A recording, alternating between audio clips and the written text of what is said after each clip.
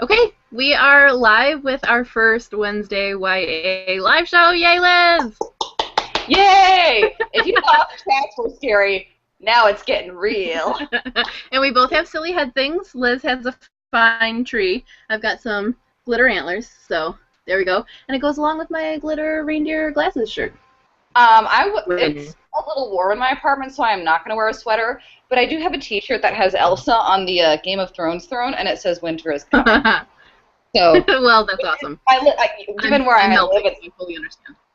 yeah. Given where I live, it's only kind of coming, but whatever. Oh no, we're about to get slammed.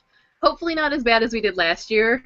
Some parts of the state I'm sure will. My brother still had snow like up to his door in May, but no, we're supposed to get slammed here in a few days. So preemptive on the sweater, but maybe I'll build up the warmth and be ready. Yeah, awesome. Okay, so we thought that a good way to start out would kind of be to maybe rehash some of what we've read this year, go over what the Wednesday YA books have been so far, and tell you guys about those. So I hope that's what you want to hear about. I have copies of most of them, except for the first one. Do you happen to have yours handy, Misty?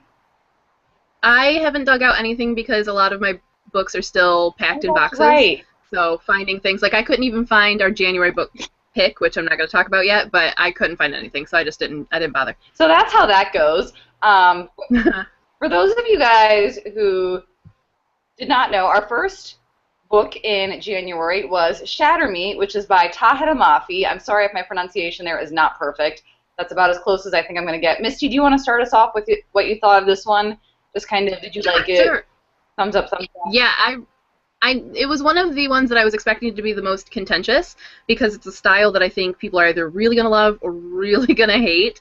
And there were times when I was like, oh, this is almost leaning into the I could hate this territory, but for the most part, I was really pleasantly surprised by how much I like it. And I think a lot of other people in the chat did too, but there were definitely those that were like, no, no, no, no, no. Yes, I definitely agree. There were times when I was like, oh my gosh, this is so beautifully written. And other times when I was like, did you really just write that? Is that really what this book There was some is cheese about? layered in there, yeah. It had some cheesy moments. But it also had some really beautiful moments. It I did. haven't gone on, though. I will finish the series, I think. I'm curious to see, a lot of people seem to be team bad guy on this one. And I'm always really Going to as well. Hmm? I have the second and third books in this series, so I'm planning to finish it as well. Yeah. And yeah, I'm really interested to see, like you said, why people seem to be Team Warner, which is what I hear. And the other thing with this series is that the one thing I didn't really like about Shatter Me was that I felt like there wasn't enough world building. And I've sort of heard that it doesn't get a lot better throughout the series, so I'll be really curious to see if my opinion lines up with the people who thought that, or if I wind up feeling somewhat differently. Yeah, I could definitely use more world building in that, and I think that it's one that chose to kind of skip over that a little bit and not prize that, and definitely went the romance dystopia route, which is always a little dicey, but so far it worked because I think that the main character, Juliet, I think her name was intriguing. So I'll move on with it, but I don't know when.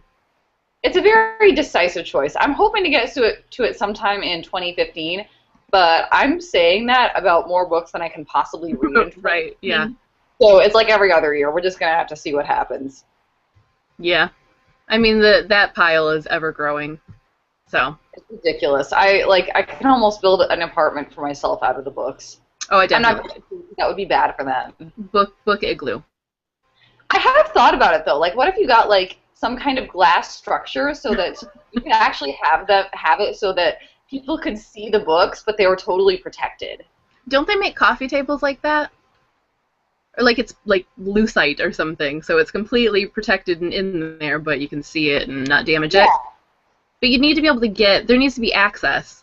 Like, see, I'm thinking with a house you can have like your outer wall and your insulation, and then the books so everybody can see. I guess I'm also living in a world where there's transparent insulation now. Well, I mean, I think the books are insulation enough.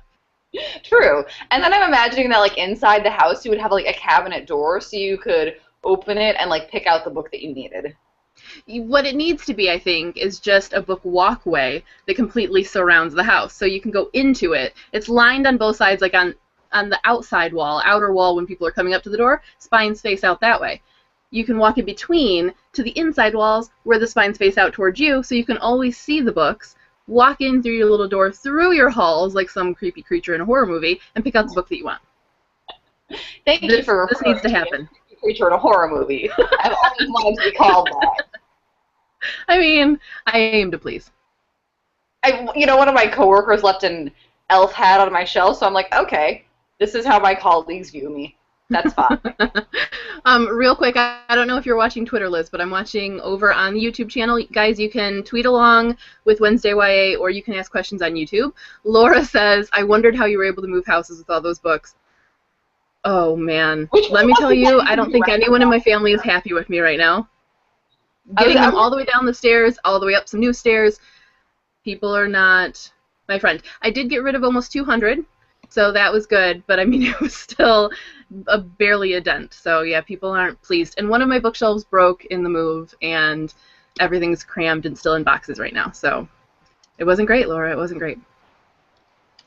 Yeah, for a minute I was like, well, that question can really be directed at either of us, because I moved. Oh yeah. Just earlier this year, halfway across the country. My answer is that I hired movers. I actually left 2 of my bookshelves back in Iowa, and I bought 3 new bookshelves when I came here. And instead of getting rid of 200 books, which I probably should have done, I got rid of about 10. Yeah, I said if it ever happens again, and I don't make any plans to move soon after this, but movers are a must, because I just can't do that to myself or anyone else again. No one will speak to me anymore.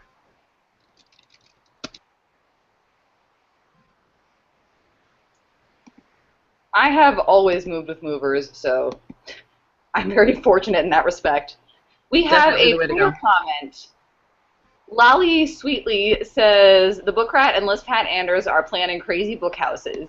Yes. I mean, that's what we do.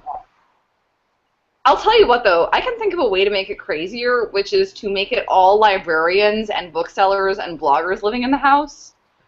Things get really interesting. I think there would be a lot of debates. There would be a lot of, no, that's my book arguments. And a lot of planned, like, hidden doorways. You know, I need one of those, like a hidden swing open, pull a book, and there's a room. I don't know how you'd work that with the Lucite book walls, but figure it out. I mean, the other thing is that as a librarian, you sometimes talk to people who are not as manic as books about you are, and so some of the conversations are kind of about the different encounters like those that you have. You know? Yeah, you would have people around you all the time to understand your neuroses and obsessive tendencies. And to be there for the book hangovers. You can commiserate. We should check in for a minute and make sure that we're doing okay technically, because one person on Twitter says that they lost us. Oh no! Ah, that is not ideal. It's still going strong on my end. Everything's showing up, so maybe try refreshing the page, guys. I'm going to tweet out the link one more time for people that don't have it, but as far as I know, you shouldn't have lost us. Yeah. We'll get out the paddles if you have. For a minute, I was getting the wrong interpretation of paddle there, and I was like, should we really do that? Anyways.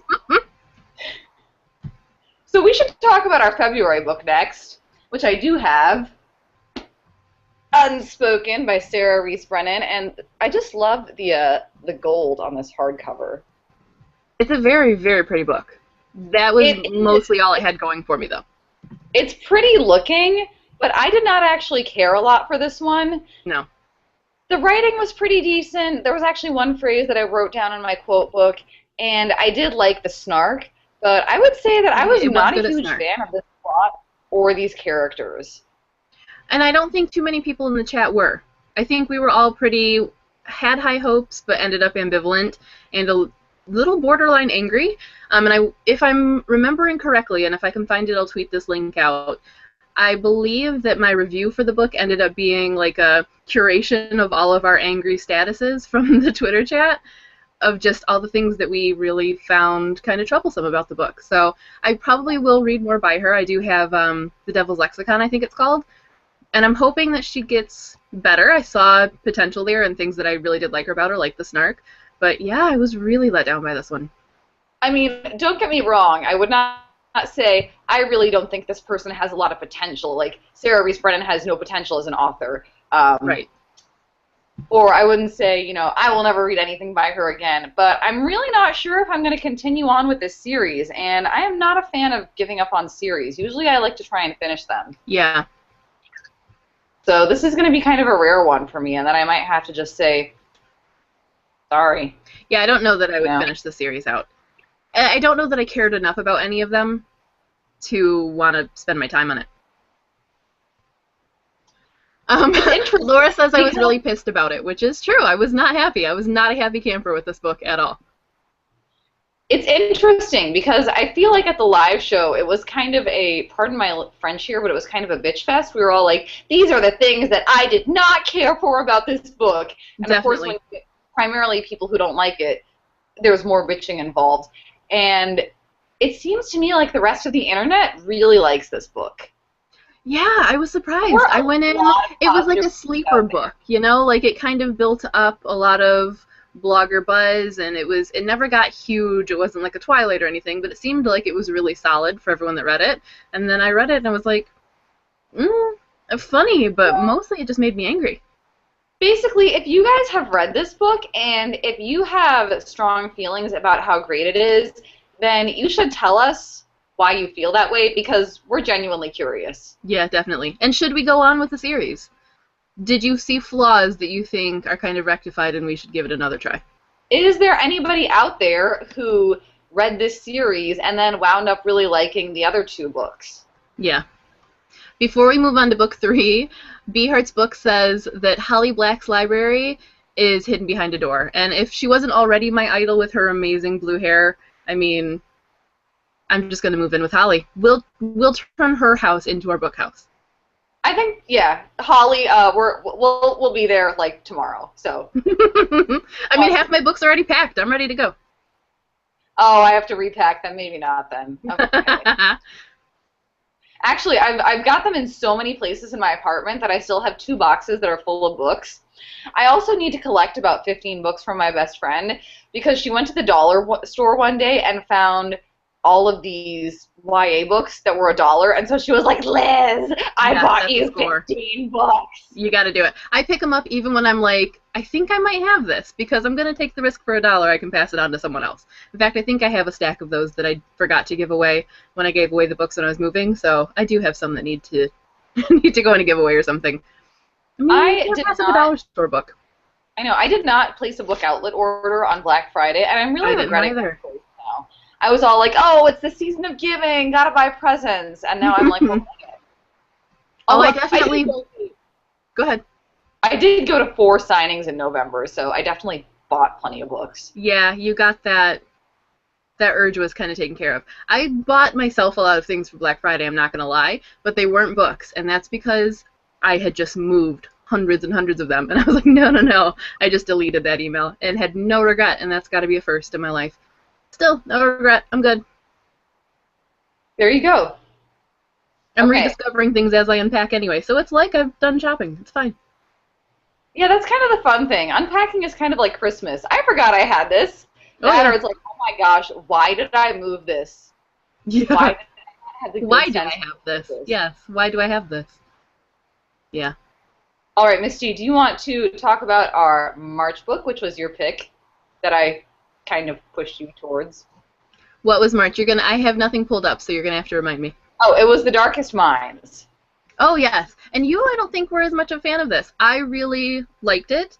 I was expecting to be a little hesitant because right before we read it, I was hearing a lot of comments about it being slow, and I could see how it kind of was, but I loved it. I fully intend to go on with that series.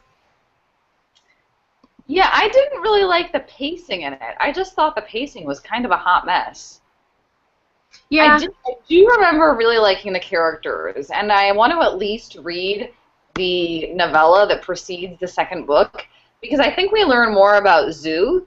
Was that her name, like Susanna? Yeah, something like that. Yeah, I really want to learn her backstory, even though I think it's going to make me cry, because I'm sure it's a sad one. Right. So I will probably check out the novella and then decide from there. I think for me it's going to be a series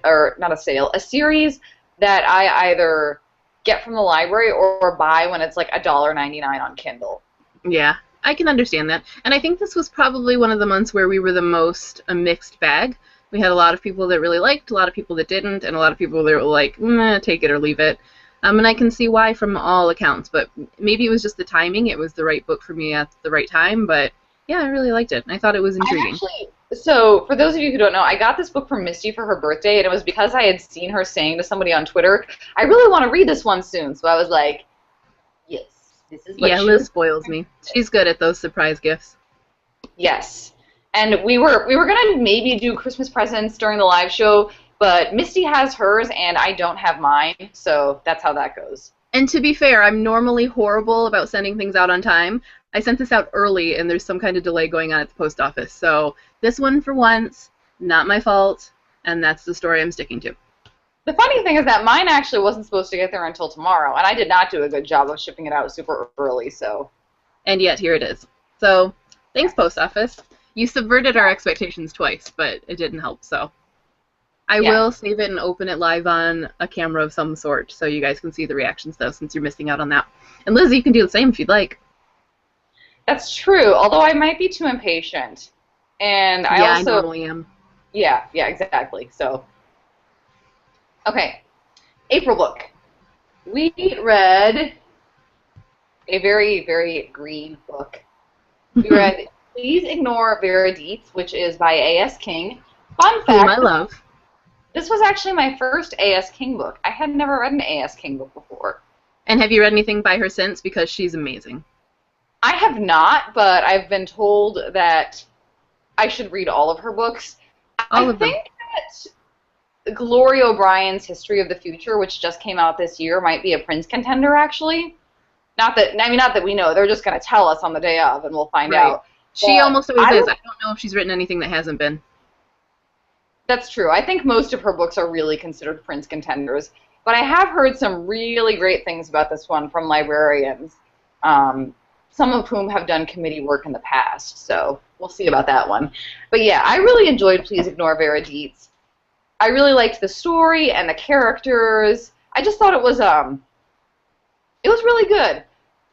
I wouldn't say it was like an oh my god, I absolutely loved it book. I did feel like it kind of had a lot going on, and there were a couple points that could have been tied up a little bit more neatly. But overall, I really enjoyed the way the story was told and the way it was written, and I thought that it was a very, very important story to tell. Oh yeah, absolutely. I think I'm a fan of magical realism. I don't think that's surprising to anyone. And anytime you have a point of view of a pagoda in your story, you're probably going to win me over. So, that was just a given. But I think she's a master. The pagoda is clearly awesome. I mean, I'm just saying. She did a really good job of writing it as a character and not just an object. She just, everything she does, she changes it up. I mean, it's always magical realism, and it's always going to kind of push your boundaries of normal a little bit, but every story is just totally different, and I really, really respect her as an author. Oh, shout out to Annie Cardy, who says she is really enjoying the Wednesday YA live show, and compliments to the hat choices. Thanks, Annie. We love you. Thanks, Annie. Feel free, guys, to don your own ridiculous hats. We are fully in support of that. You should. And, yeah, she is at Annie Cardy on Twitter. If you guys don't know who she is, Annie wrote she published her first book this year. It's called A Chance You Won't Return. And I would actually really like to squeeze it in before the end of the year, so we'll see. We just got a question from B Hearts Books. Have you guys ever read Christopher Moore? Not YA, I'm just curious. I have. Oh gosh, what was that book called? Crap. Give me a second to look it up on Goodreads, but while I'm looking, Liz, have you read any Christopher Moore? I have, actually. Last Christmas, I read The Stupidest Angel, A Heartwarming Tale of Christmas Carol. Because I do a Christmas book every year. This year it's My True Love Gave to Me. And I really enjoyed it. It was funny. The really funny thing is that it had kind of a small town as the setting. And so I was like, this is like a Sarah Addison Allen book, but with more horror. With more horror, that's awesome. Yeah, that I expected to have. Maybe it's just that now that I've read Sarah Addison Allen, who writes small towns really well, it's what I compare well-written small towns to. But I just thought I just kind of crack up at my own reaction to that. I I have Bloodsucking Fiends. That was what it was called. It wasn't as good as I was expecting it to. It was for a book club a few years ago, but I liked it, and I do have Lamb by him, which I think has the best title ever. It's the whatever, the one according to Biff, Christ's childhood companion. But yeah, he's quirky. I like quirky. And speaking of Sarah Addison Allen, I just got a copy of First Frost, I think it's called, which is coming out in January. And I didn't realize that it was a sequel. It's a sequel to her first book, so I haven't read that yet. So I can't read First Frost yet. Oh wait, you haven't read Garden Spells? I haven't read anything by her. I have no, I have the oh crap. I am sucking at titles tonight. This never happens. I have a book by her. Any Sarah Addison Allen? None. The Girl Who Chased the Moon. That's the book I have by her, but I haven't read it. Okay, we need to get you some more Sarah Addison Allen in your life. Start a petition. Is fantastic. Now I regret the fact that you already have your Christmas present because I want to. I think I'll probably end up buying Garden Spells on like Kindle or something so that I can read that and then read First Frost, because I want to read First Frost. It sounds really good, and I'm sure I can read it on its own, but I don't want to have Garden Spells spoiled. So, yeah, I need to. Well, if you buy it before your birthday, if not, let me know. If not, don't buy it for yourself immediately before your birthday. Okay. Spoiler alert. I feel like whenever I buy books for Misty, it is like, it's either this is something I want to read with you, or this is something that I feel very strongly that you must read. Yes. There are a lot of commandments with Liz books. It's true. And actually, with the Christmas presents, there's a nice split between the two, so you can enjoy that. Oh, yay! More spoilers. Well, that doesn't really tell you anything. All right. You already know what one of them is anyways. I don't know. No. Blinders. I have nothing. I'm not making any kind of guesses or assumptions. Not doing anything. Okay. Well, I mean, I told you like a month ago. I'm just assuming you've forgotten the stress thing. Yeah, I probably have then. I have no idea. You might have. In fact, I think I do remember you saying something, but I don't remember what it was about. So we're good. I'm in. Still have moving head going on, so things are just not remembered, and I'm leaving it that way. After you move, it's ridiculous. Oh yeah. All right. Before we move on to May, I think we're up to. Rob says, first of all, love the hats. Again, Rob. Thank you. Join us, wear your own. But he asks, what book are you most excited to read in the new year, either from your shelves or that may be coming out soon? Liz, you want to kick it off? So I can grab my book and I'll show you. I'm excited to read all of the books, Rob, and I always will be. Yeah, there are some 2015 releases that I'm looking forward to. I'm excited to get the new Trish Dollar book because I'm excited anytime Trish Dollar has a new book. I am excited to read the new Emery Lord book. I haven't read anything by her either. You know, Open Road Summer was not necessarily a favorite of mine this year, but it was a really enjoyable book. I think it might be a book that I'll like better on rereads. Andrew Smith has 2 new books coming out. There is a book from Harper that's called None of the Above, and I forget who the author is, but it's about a character who is not cisgender, oh my gosh, intersex. Yes, that is it. The character is intersex. So that's going to be really interesting. So yeah, those are some of the new releases I'm looking forward to. In terms of books from my own shelves, I am going to try and read The Strange and Beautiful Sorrows of Ava Lavender, so that should be good. It's a Morris finalist, by the way, if you're following along with that. I am really excited to read the Throne of Glass books, which actually some of those might happen before the year ends. I have this conception that I'm going to read like 20 books before the year ends, which I obviously won't, but it would be great if I could. Yeah. I read The Assassin's Blade a few weeks ago, which is the set of prequel novellas, and that was fantastic. I really enjoyed that. I know the Throne of Glass series is like super popular right now. I'm sure you have all heard of it.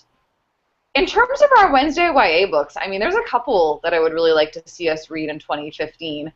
I'm kind of curious about this one called Fat Vampire, which I believe is by Adam Rex, just because it sounds like a really humorous book. It's just quirky. It draws you in, right? Just the title and the cover is just genius. And then I'm also hoping we get to The Unnaturalists by Tiffany Trent and Dearly Departed by Leah Habel. Yeah, Dearly Departed's been high on my to-read list for a long time, and I kind of can't believe that I haven't yet. But it's one of those things that it's on my shelf, so I just keep telling myself, oh yeah, I'll get to it after this one. The nice thing I like about Wednesday YA is that we actually read our own books. You know, the because bad thing though is that we know that if I know you have a book, then I'm like, well, I can get it, and then we can add it to the book club. Or we send each other books that we're like, well, now we can both add this to the Wednesday YA shelf. So we're just kind of growing that. For everyone we read, we add like 2 or 3. Really, it's a hysterical cycle because we read some of the books we have, but then we'll see that the other person has a book, and so we'll either like buy it for ourselves or like buy them a book that we have that we really want to read. So, I mean, yes, we do get to read some of our own books, but we also end up we're enablers. We're just enablers. I know, we're really bad about it. Definitely. I always have an endlessly long list of books that I'm looking forward to, but I've been talking about this one for a while, and it was packed away because I was an idiot and I forgot to put it in my purse instead of in a box, and so I just recently have unearthed it, and I'm ready to get back to it, and that is Shadow Scale by Rachel Hartman, sequel to Seraphina. I'm just so, we're getting married tomorrow. No, I'm so just eager to be back in Rachel's world. So that's definitely probably number 1. Definitely probably. You know, I'm going to check Edelweiss for that one after the chat, I think. I might need to do that. Good call. Yeah, it comes out in March, so it's got to be getting close to being posted if they're posting it. Yeah, I'm probably, I don't know, maybe 200 pages, 150 pages in, and just loving it. It's a given. And we'll talk more about Seraphina later in the chat. Should we move on to our May book? Yes, let's. Okay. We read Beauty Queens, which is by Libba Bray, and I feel really bad because I missed the chat for this one, I think. Yes, I did. Liz just sucks at life. Well, it was because my brother really wanted me to eat tacos. Tacos take priority. We see how it is. We're going to network over tacos. So, yeah, I really enjoyed this one. First of all, love this cover. If I could wear this lipstick thing, I totally would. Definitely. Oh, yeah. That would be a really good Halloween costume if I didn't live in Michigan where it's always freezing. That's really, and if I was willing to walk in public in a bikini. No, that would be a really fun Halloween costume. It would. This one was fantastic. Libba Bray is really good at satire, which is what this is. This is my first book by her, and I'm like, okay, Libba Bray clearly kicks butt at satire. Just saying. Now, some people did think it was heavy-handed, though, and I can understand why, but I think you're always kind of walking that line with satire, and for me, it's not about whether it's heavy-handed, it's about whether it's funny while it's being heavy-handed, and this was. And the footnotes were phenomenal. The footnotes were amazing. I mean, yes, it's kind of heavy-handed, but she really pulls it off. I feel like there wasn't really a point where it was just like unbelievable, you know, like the believability of the satire was maintained, and she really just took it and ran with it, honestly. Yeah, absolutely. One of my favorite, I forget what the band in the book is called, but it's supposed to be like One Direction or something. Yeah. And they're like, let me shave your legs tonight, which is like my favorite part of the book, honestly. It took on the whole idea of beauty queens and of gender, which I thought was really, it tackled a lot more than I was expecting, and it did that really well, I thought. The nice thing is that it also handled racial diversification. Yeah, absolutely. Too. I mean, not all the kind of like everything on the feminist checklist, I think. Yes, it was really nice. Bitch, you broke. Jesse, so my brother is walking in and cursing at me. I'm doing something. Out, go away. Go away. Hi, Misty's brother. My friend Liz is saying hi to you.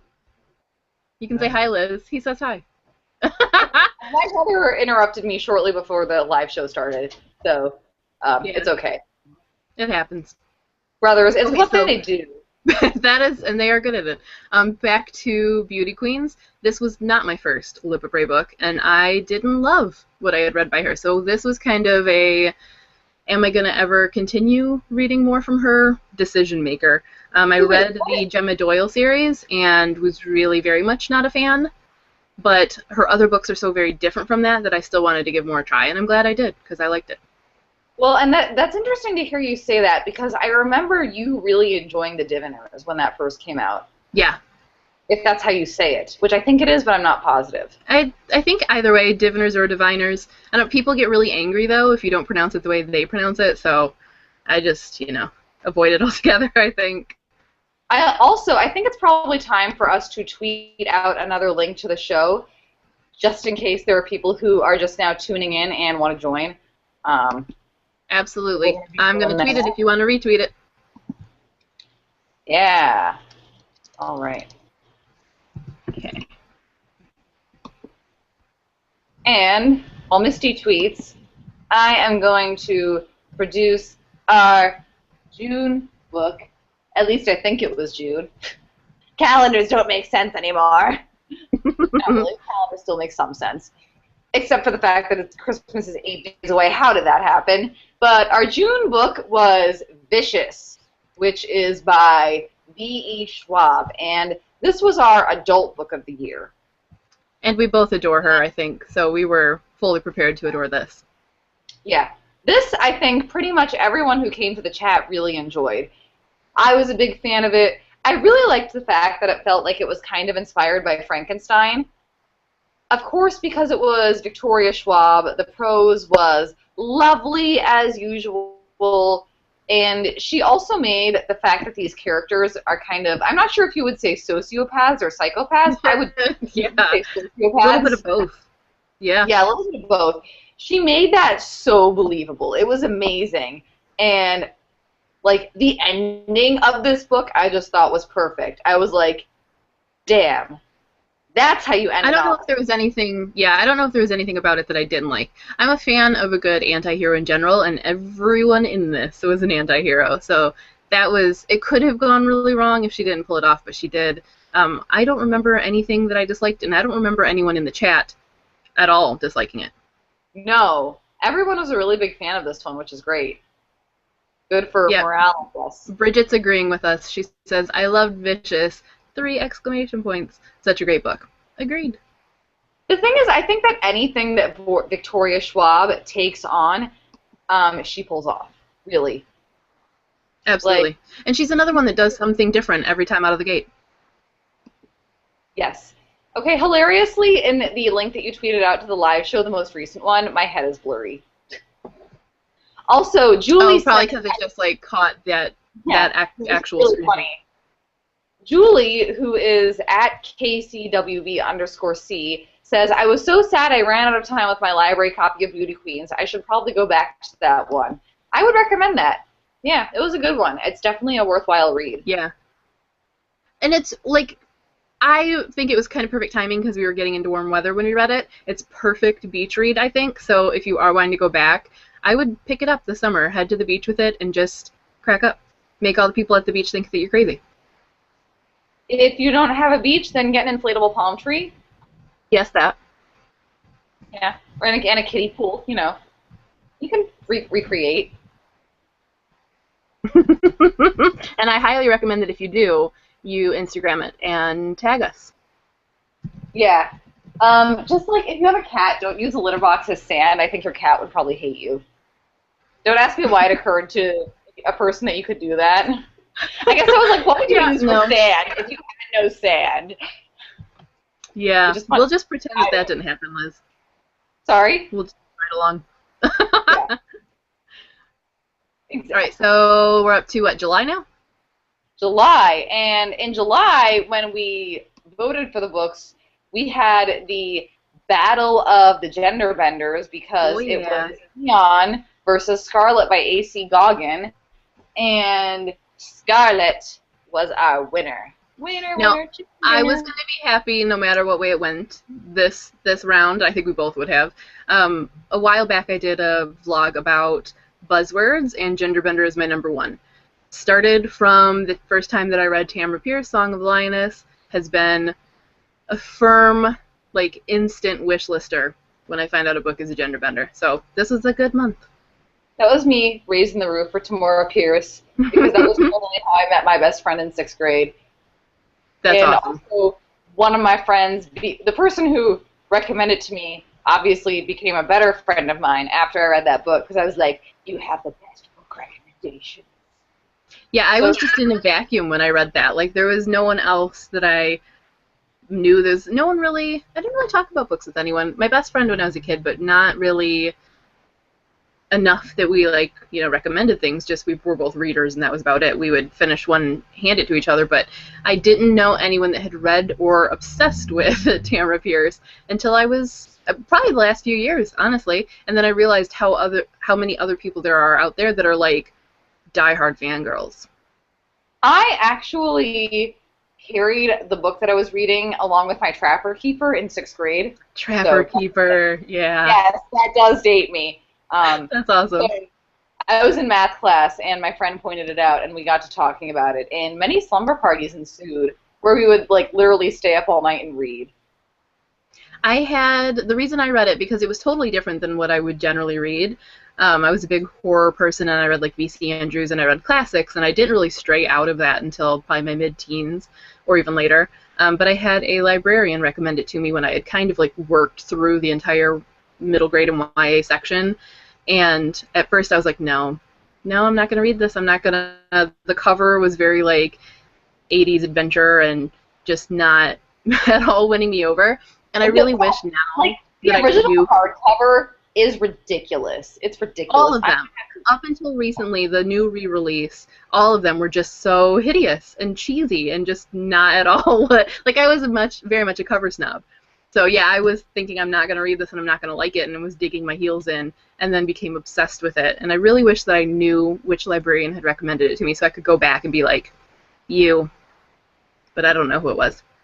They might also be retired by now, but it's hard to say. Are you calling me old? Well, no, I'm She's saying calling me old. yes. She just talked about a Trapper Keeper. But I'm the old one. No, I am. I'm older. It's true. I was gonna say technically. Technically. So Caitlin Nicole just asked, have either of us ever read Tender Morsels by Margot Lanigan? No, it is on our shelf, and I definitely want to read it. I have only ever read a short story by Margot Lanigan, and it was the most trippy, like, mind mess with thing I've ever read. But I think I'm going to like her, and I have a lot of books by her. I have not even read a short story by her. Tender Morsels is the only book by her that I have, and it is our Wednesday YA book, or it's one of them that we have. So if you really want to read Tender Morsels, or if you want to discuss it with us, you should yell at us to pick it. Absolutely. And if you yell at us, we're more likely to pick it because we want to read things that you guys, want to talk about, and hear about. And we want you to discuss them with us. So Caitlin is a little worried to read it because she's seen mixed reviews. Caitlin, I think that Margot Lanigan generally gets mixed reviews. She's a boundary pusher. But I would say wait, don't read it yet, and wait to read it with us.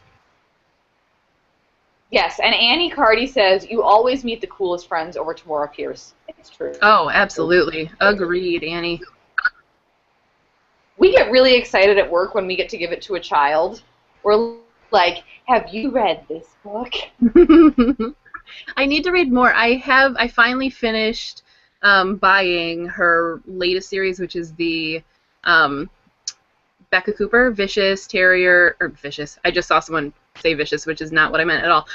Terrier, Bloodhound, those books. But they're huge, so I haven't found a way to like work them in yet, but I need to. I have a lot of books by her that I haven't read yet, and I know that I'll love them.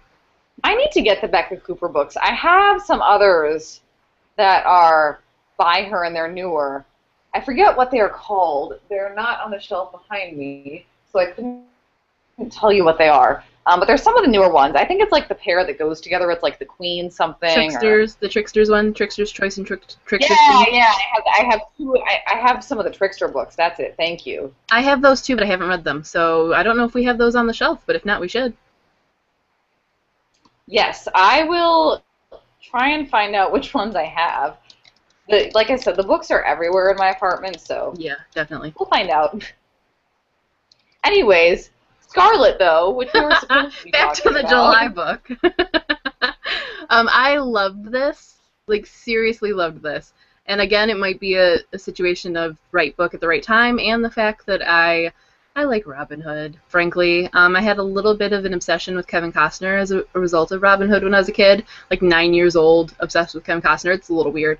But yeah, I have a soft spot for it. So I was predisposed. But yeah, no, I loved this.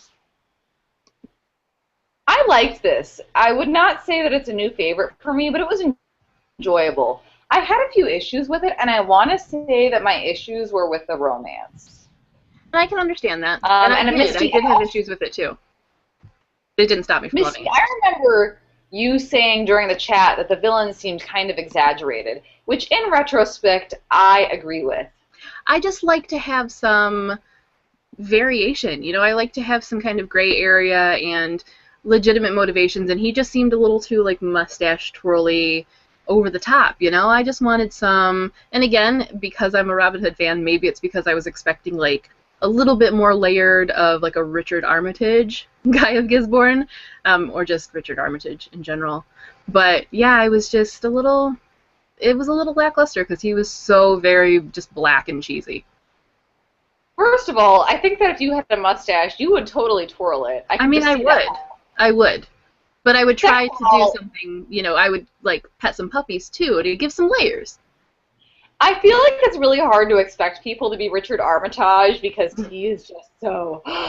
I mean, but you have that bar to measure up to, so you need to give me some Richard in your Guy of Gisborne. Exactly.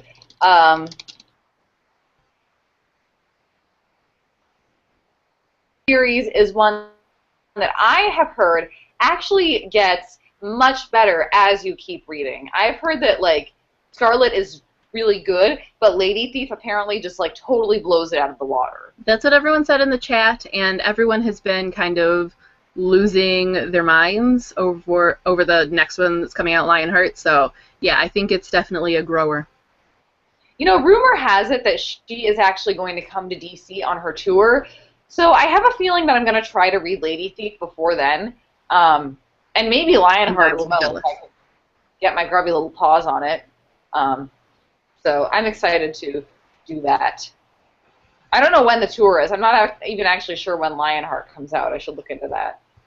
But maybe February? I'm not entirely sure. They talked about it in the Bloomsbury Shindig recently, so that has everybody amped up too.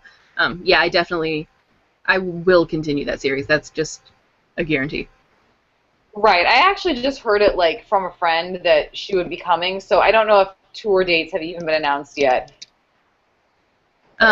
Bridget is saying that Gisborne actually does have more layers. If you read Lady Thief, the more you get to know him, the more layers he has. So that makes me happy. Misty, can you still hear me when I talk? You did cut out for a minute, but you're back. Oh, okay. Because for a minute it said my microphone is muted, so I wanted to make sure. Yeah. Okay, no, well, it was maybe 30 seconds. Gisborne has more layers. That makes me more excited. And let's see, Lionheart. I'm not sure how I feel about this cover. Okay, it's whatever. We're not going to get into that now. It comes out actually on May 19th, so not for a while. So that does give me time to catch up on Lady Thief, which is good. And I would imagine she probably won't be going on tour until closer to that date, so definitely have a while. I would imagine, yeah, she won't be going on tour until, like, May. Which we'll see if I end up going if she does tour, because I have a few commitments in May and June already, so we'll find out. Okay, so should we move on to our August book? I would say yes. Okay, so the August book was Mr. Darcy Broke My Heart, and this is by Beth Patillo. And we read this in conjunction with an Austin event that I have every year called Austin in August, so Liz kind of took one for the team and read some Austin retellings with me. This does not count as taking one for the team because I love Jane Austen. I love it. This book might have counted as taking one for the team, though, because it was a little rough. It was. I mean, the pacing was fine. The writing was fine. The premise got a little weird about halfway through, I thought. I thought it was too reliant on the first book, which was called Jane Austen Ruined My Life. Since I have read that, I kind of knew everything going in, and it recycled a lot of what happened in that book. The two are unrelated, so they shouldn't have been so reliant on each other, but it was. And so if you're just picking it up at this one, you're kind of just tossed into some really weird quirkiness without the explanations that you got the first time around. So it didn't work as well as the first one did, which itself was a little dicey. I will say that when I first finished this one, I was a little surprised that she ended up with the person that she did, and this is clearly a Pride and Prejudice retelling. And I was like, but did she really end up with Darcy? But then I was talking about it with everybody during the chat and about the romance and about the Darcy versus Wickham characters, and it led me to believe that she really did end up with the character who was Darcy. She ended up with the guy who was noble and kind, and that she could really have a healthy relationship. So, I mean... The one that she was kind of predisposed against. So even though she was already with him, she was trying to kind of distance herself and then realized how wrong she was. So it was, but it was in a roundabout way, which was interesting. Yeah. Yeah, so I really liked that. I also kind of liked the fact that I had to think about it, you know, in order to really get that, because it's really the same way with real-life relationships. You know, sometimes you have to get out of a relationship to see the pieces of it that were unhealthy. So yeah, those are some of my thoughts on this one. It was good. Also, give me the dress that is on this cover. Oh, very much so, yes. I don't know what it had to do with the book, but yes. Oh, who cares? It's pretty. Agreed. It was of that era of the who cares, pretty girls on dresses go-to cover design. Yeah. I own a lot of red dresses because I look good in red. So I'm like, buy all of the red dresses. And that's like a good when one. I see one, I'm just like, this would look good on me. And sometimes they don't, of course, because there are certain shapes that are just like, no, take that off. But when I find a good one, it's hard to resist. That's understandable. It's a good weakness to have. Well, talk to my wallet about that. It might feel differently. All right. The fashion gods know no budgets. Checking in with Twitter, I'm not seeing a ton of questions or anything. So before I introduce the September book, I'm going to say that this is one that we decided to go with, one that Misty had already read and I had not. And we're hoping to maybe do the flip side in 2015, one that I've read and Misty hasn't. And I really want to do it with The Girl of Fire and Thorns, which I really need to read and am fully expecting to love. So that would work for me. And for those of you who have not read The Girl of Fire and Thorns, it gets so much better as the trilogy goes on. It is ridiculous. But of course, the book that we actually read, that Misty had read, and that I had previously had not, we've already mentioned it to you guys tonight in this chat. It was Serafina by Rachel. I don't know why that was necessary. It was. I have the original hardcover. There's a new one that's purple and green, and I might need to get it as well. Loved this. Yeah, it's amazing, and Rachel's amazing. Because for like the first 50, 70, 100 pages, I was like, everyone has raved about this, and this might be a do not finish for me. Like, oh crap. And then you get to a point where something clicks, and oh my god, it's so good. It's so good. Now, see, I never needed anything to click. I was in it from the beginning and totally committed. I love it. It has kind of a somber start to it, which is why I think it took me longer. Yeah. I love the fact that it was so intelligently written in terms of prose, but the way it's plotted is also just so smart. Very much so. And the world is really, really built. And I recently read Amy Unbounded, Blondweg Blossoming, which is one of Rachel's graphic novels, which if you didn't know that she had written, she had. And it actually came before Serafina, and is set in the same world, but this came out, I believe, in the 90s. So that's how long she has been living with this world and this story in her head, and that shows. It's really, really reflected in how well she built that world. And how much she loves the Middle Ages is really reflected in that world. I love the characters in this book, too. They are fantastic. And this was one where I wasn't sure if the romance wasn't going to work for me. it totally worked for me. I really liked the romance in this story. It is such a perfectly executed romance. Like, really authentic, true to life, really well written and adult for YA, and I don't mean that in like a porny way, but like a really intelligent, mature look at a relationship.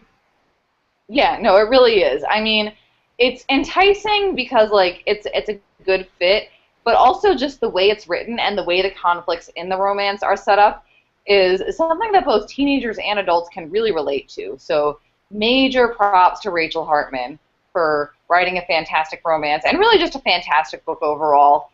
I kind of want to get my hands on the audition now, which I think is supposed to be like a prequel to this book. Yeah, I need to read that too. Yeah. Things I will obtain after this chat because really, got a running list going, yeah. oh, it's ridiculous. Now, Laura is saying, and I remember this from sort of the chat, Laura couldn't get into it and that she might try again later. And as I've said a couple times now, sometimes it just needs to be the right moment for the book, but I can understand people not getting into Serafina, but at the same time I can't understand it. It's so good. See, it does get off to kind of a gloomy start, and if you're really in the mood for a pick-me-up, I can see where that might fall flat. It's not fluffy. It's not fluffy. I actually wasn't expecting it. I knew it was going to be a more intellectually written novel when I picked it up, but I didn't realize that it was going to be kind of somber. So if you're not expecting that, then it can kind of throw you off, and I would try it again later, because I really think that the somber tone is what throws a lot of people. Really, once you hit about page 80, you will get it. Like, at least for me, I think so, because there's just like a little detail that comes out, and it's really kind of a twist, and the plot just blossoms from there. So I say try it again. I do too. I think it's an all-around stunner. And clearly, characters that live with you, I think, like they are part of my brain now. Yeah, part of your brain. Okay. There's a Serafina. She has her little garden. She's in my garden now. That's my brain. Welcome to it. Okay then. Sometimes I'm glad I don't live in your brain. No offense. No, who says you don't? I've got my garden. You might have a little Liz avatar in there. I wonder what it looks like. Is it like a little puppy or something? It might be. I'm not telling. It now has a tree on its head, though. It's been updated. It's hoping to be a model for the next LL Bean catalog. No, I'm kidding. I mean, if I had a puppy as my avatar, that would legitimately be its life aspiration. But we are getting totally off topic. Just a little. So we should talk about our October book. Yes, are you ready, Misty? October book? Ready. Grave Mercy by Robin Lefevre's. And that, again, is one that I was just fully prepared to love and was not let down. Yes, I really, really, really enjoyed this one. This is another chat that I missed because my mother was in town, and she was like, I will feed you delicious things if you come to dinner with me. So that's why I was not at the chat, but I really enjoyed this one. Yeah, I don't remember having a lot of issues with it. What I've really heard about this series is that it just gets a lot better as it goes on. Yes, I've heard that too. It's another one of those series, you know? And earlier when I said something about Lionheart, I'm pretty sure I meant it for this, because I think that's the third book of this series, right? I don't know. Again, the moving brain has been destroyed. Wait, what about Lionheart? Is the third book of this one, isn't it? Not Scarlet. No. Lionheart is the third book of Scarlet. The third book of this series is actually Mortal Heart.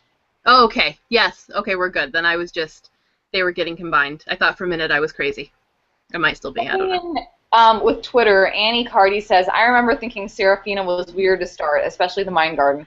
I love that, but I can see how it would be off-putting. So. I like off-putting. I'm a little weird, so it works. Yeah. No, Grave Mercy is totally badass. I love the characters in this book. They are fantastic. It was weird going in because I was so fully prepared to like this and had seen nothing but positive reviews right until a few days before I started it, and then I started seeing like negative reviews from people that I normally agree with, and I was like, wait a minute, guys. you're not going to kill the enjoyment of this book for me. And I'm glad I just disregarded them because I don't know what they were talking about. I thought it was amazing. Yeah, I really enjoyed the romance. Like, at first it didn't work for me, and then there was just a moment where I was like, oh, yes. I like where this is headed. Yeah, I loved it. It's dark, and it didn't go exactly where I was expecting. It's more literal than I thought. So the main character is a daughter of death, and I thought it was going to be more like medieval superstition and that she wasn't really a daughter of death, but like she's legitimately a daughter of death, which I wasn't expecting. So, no, there is a lot more political intrigue in this book than I thought there was going to be. That kind of surprised me, actually. I thought that it was going to veer more towards like the fantasy paranormal side, but it had political intrigue. I think my one kind of drawback with this book was that sometimes that did get a tiny bit confusing. I mean, with political intrigue, you really have to keep your characters and your story straight, and I think Lefebvre's did. I just have a hard time sometimes keeping that all straight as a reader. I had a little bit of an issue with their ages because I didn't feel like, I know if you are, going to be queen or duchess or whatever you're going to be, you are kind of groomed to be well-spoken and serious, but they were all much younger than I was anticipating or kind of building them up in my head. So when I started to actually put together like the timeline of how old some of them were, I was like, whoa, this is getting a little icky, honestly. Robin Lefebvre's toured here when Mortal Heart came out, and I went to her signing, and of course I talked to her a little bit when I was getting my book signed, and I was like, hey, you should have poison rings as pieces of swag made for this book. That would be good swag. And also like a handheld crossbow, preferably that you can just like put on your keychain, And that would be amazing swag. Can someone do that, please? We should probably take note of the fact that it's 9:30. In theory, chats normally end in an hour. I can keep talking for a few minutes. Yeah. Although I don't know if Misty we're pretty amazing. So this is the supersized edition because it's end of the year. So that's valid. Yes, this is supersized. By the way, Google Hangouts can keep us, it will let us stay on, or I don't know if it's Google Hangouts or YouTube that controls this, but we can stay on air for 8 hours, so behave. Yeah. Otherwise, we'll be here for 8 hours. We could make this endless. And you're not allowed to leave. Like, we've sucked you in, so you've been warned. Okay, we have another Twitter comment from Lally Sweetly. She says, I think college might have been the reason why I couldn't like it. I'll try it later for sure. I mean, dragons. And it is a thick book, so when you are trying to squeeze it in, I can understand that kind of being a little difficult. I loved it, and it was a good escapism bit, even though it is long, it didn't feel long. So right.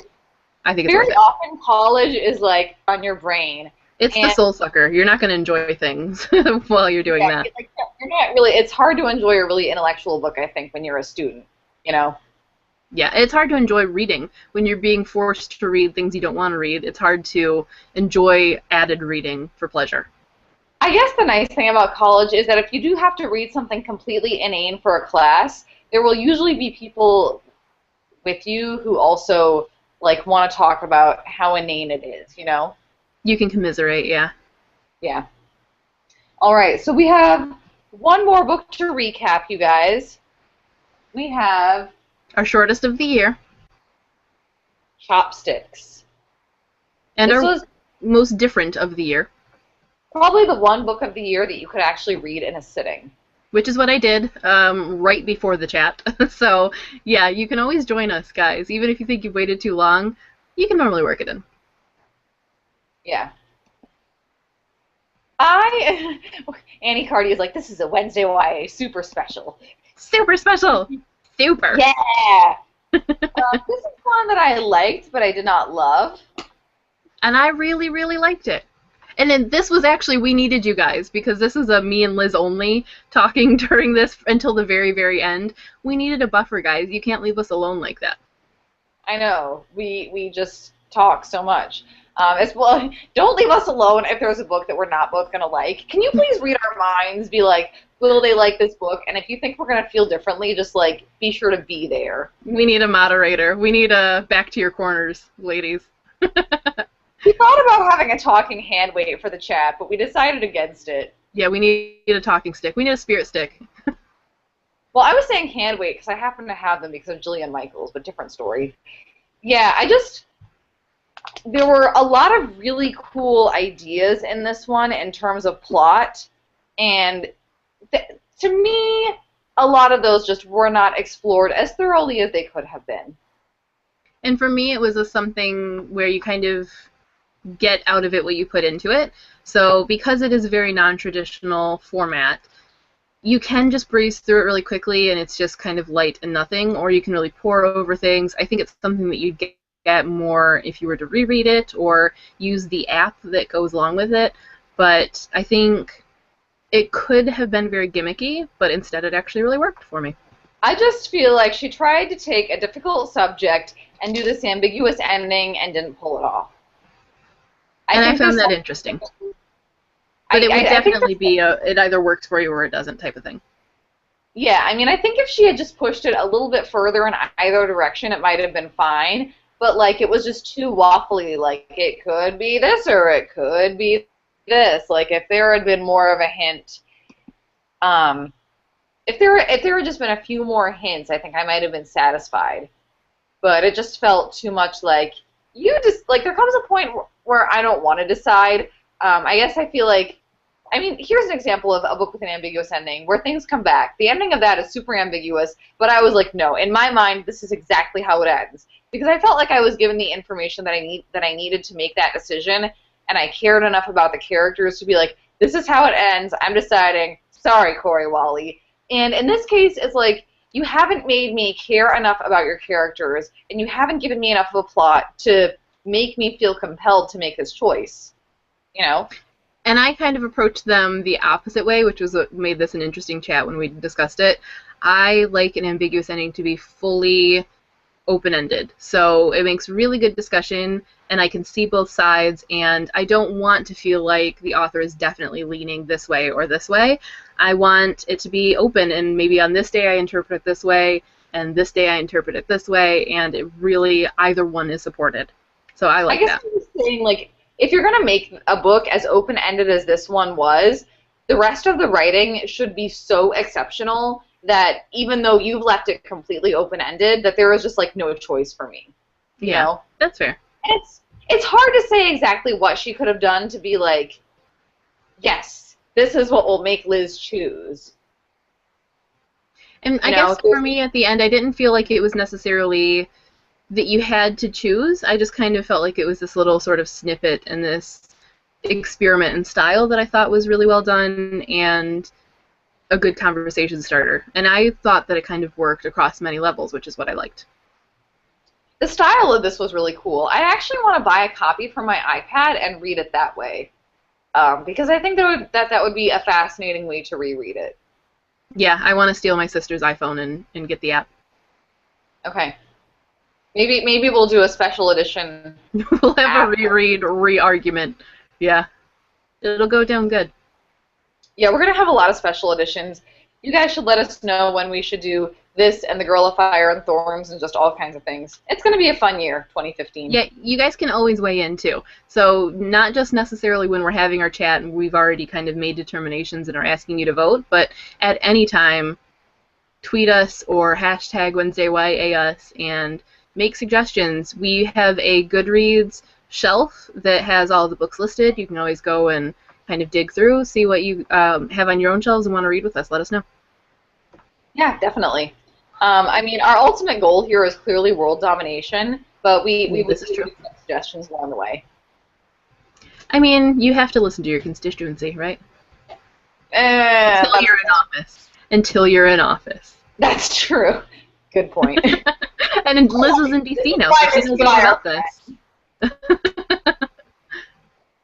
So anyways, constituency, we actually went ahead and picked a January book without you, but we think it's one that you're going to be excited about. So. And I'm excited about it.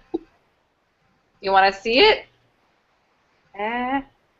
Ta-da! We are going to read Legend by Marie Lu. Funnily enough, we are starting both Wednesday YA years so far with a dystopian. It's a fine tradition.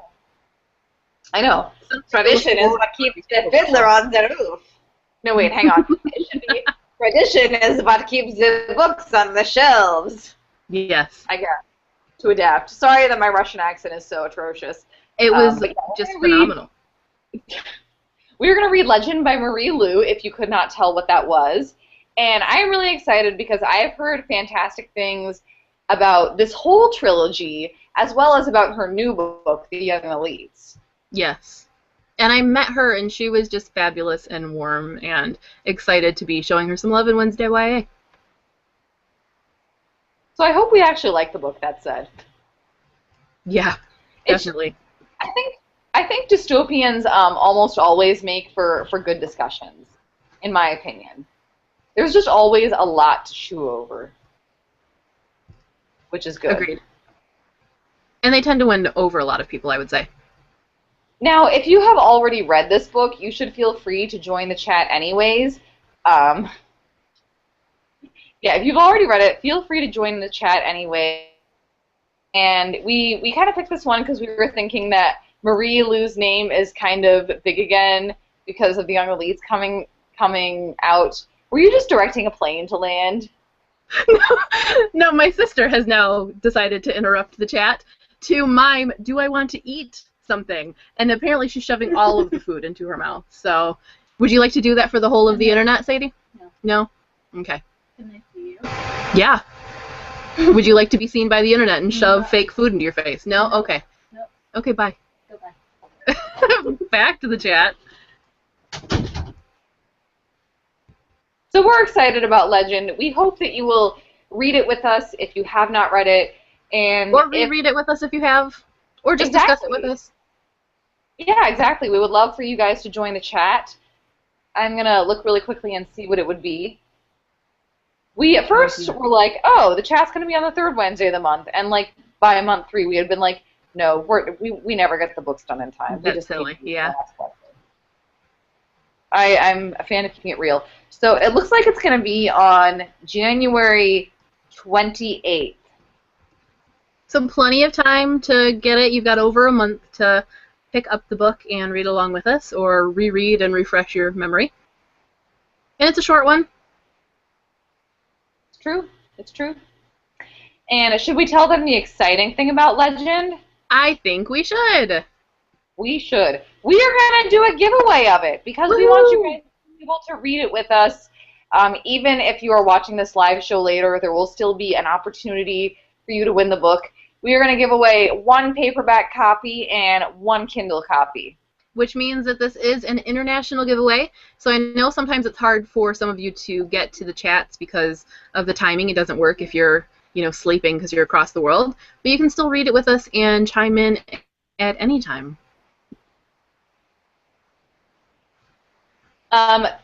Checking on the hashtag, Julie says that she participated in way more of the Wednesday YA books than she realized, which is awesome. And Julie was hardcore this year. She was with us a lot. We are excited. Julie, we hope that you will stick with us in the future. No pressure. And Annie Hardy says that she definitely wants to read Legend. So hopefully she'll join us too, and we will have a lot of awesome things to talk about when that time comes. And I think we will. Everyone seemed to really like it. I don't remember hearing anything bad about the series. Yeah, that's true. So there will be a link so that you can enter to win. If you are watching this on the YouTube channel, on the BookRat channel, the link I will put in the info after we have ended the chat. Otherwise, Liz, I don't know if you want to tweet out a link or if we want to post it on the blogs or anything, but you'll have a full 24 hours to enter? Yes, full 24 hours. I am getting ready to tweet out the link now. I'm just shortening it. There we go. And I will add it in after, as I said. If you missed any of the chat and want to rewatch it or your computer was laggy or anything like that, the full thing will be available online. So I will post that out as well. Exactly. Now, let us know, too, what you guys thought of this format, if you like having a live show kind of chat thing, because we could do this more often. It doesn't always have to be a Twitter chat. And in fact, this way we're getting best of both worlds. You can chat on Twitter with the hashtag, or you can type your comments right in on the YouTube channel. Should I tag Marie Lou in the giveaway tweet? Yes. Okay. Let's pull in some Lou fans. She needs a name. They need names. Okay. Sorry, many people to tag and links to tweet. I hope this is right. So we're all about wrapped up while Liz is doing that. I'll talk at you guys. We're just about wrapped up, but you can let us know at any point, as I said, anything that you guys want to read with us or suggestions that you have. We sometimes do votes on which book. We can do a write-in. We can pull from a hat, however you guys want to do it. This is organized around us so that we can kind of read through the books we've got on our shelves, but we are fully open to any kind of input from you guys, so we want you to feel like you're a part of it. If you guys have suggestions for how you want to vote, tell us, because we've definitely done it a couple of different ways this year, but I say the nuttier it gets, the better. Yeah, we're fans of one-upping each month, so we're game. As you can see, we're game for the silly. Yeah, yeah. So, I think that's about everything that we have for now. Real quick, I'm going to answer before we go away. Laura is asking, is the video going to be visible after finishing the chat? Yes, it will be up live on my YouTube channel. If we keep doing these live show things, which so far it looks like is a winner, we'll probably alternate, so it'll maybe be every other one, you know, we'll host it on each other's channels. But yeah, it will be fully live. You can watch it just like a normal YouTube video, only much, much longer than a normal YouTube video. I hope we can do this format again, because this is ridiculously fun. This was a lot of fun, and I liked how you guys are able to interact, so that was really cool. Plus, people that missed the chat because of the timing are able to participate this way, so I really liked this. I'm glad you guys did too. If you're watching now and you saw me tweet out the link to the giveaway, please do signal boost so that we can drag more people in, and you guys can have more people to talk to. Yes. And there are two, as we said, there's a paperback and a Kindle, so 2 of you are going to win Legend and get to read it with us, hopefully. Thank you, Annie, for retweeting. Yeah, because we thought about just giving away one, and I was like, no, let's not be grinchy. Yeah, I mean, 'tis the season for your heart growing 3 sizes that day, or whatever. I don't know. 'Tis the season to be jolly and joyous. La la la. Yeah, that. What Liz said. Muppet Christmas Carol. So. Well, thank you guys for joining us. I hope you have a very happy holiday season, and that a lot of you will join us.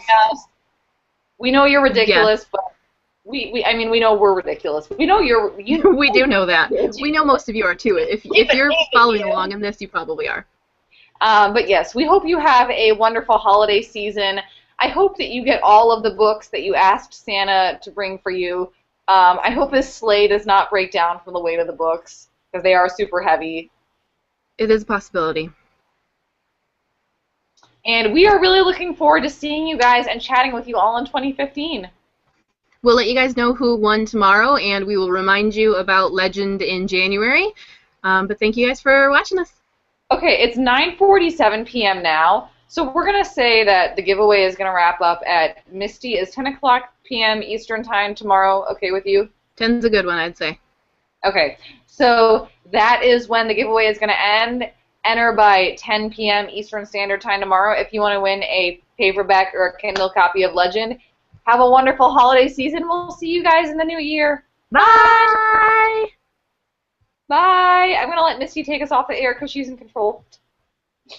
I'm in control. I'm mad with power. Yeah!